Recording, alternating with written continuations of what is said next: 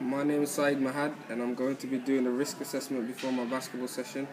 I did a risk assessment before my basketball session in the sports hall to try and detect and minimize any potential incidents during my session.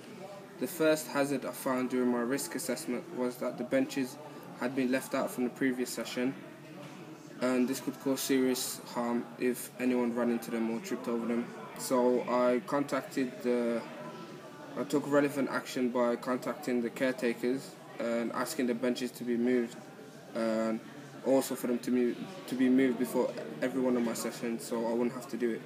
And I'd also noticed that the surface near the entrance was a bit wet, so I took the right safety procedures by coning it off and informing the participants that they should not walk across that surface.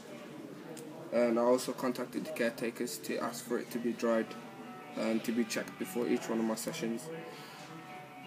I had also noticed that the football goals weren't put away from the previous sessions, and the net weights were not safely secured, and I could evidently trip up on them, or one of the participants could, while moving the goals. So I asked the caretaker to remove the goals safely and remove the net weights. The final safety protocol was ensuring participants had the right footwear before the sessions, and if they didn't, then they wouldn't be able to take part. And I also instructed them to make sure they bring the right equipment every week. I also kept eye during the session on what was going on, just in case anything happened, and I was visually checking throughout the session. The second risk assessment that I did was for a football session in a 3G pitch to try and eliminate and identify any potential hazards which could cause harm to myself or the participants. The first potential hazard I found was that the dugout was not safely secured, so I secured the dugout using the clips. One of my development points is to make sure I check the dugout before every session.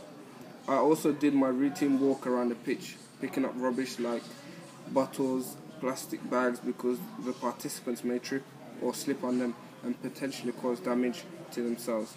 Also, as a development point, I could update my first aid.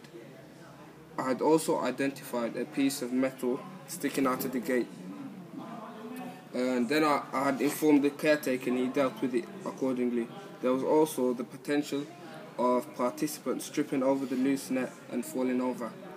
This could cause some harm. So before the session started, I moved the goals in line with the equipment manufacturer's guidelines. And during both of them sessions, thankfully, nothing happened and it all went well. Thank you.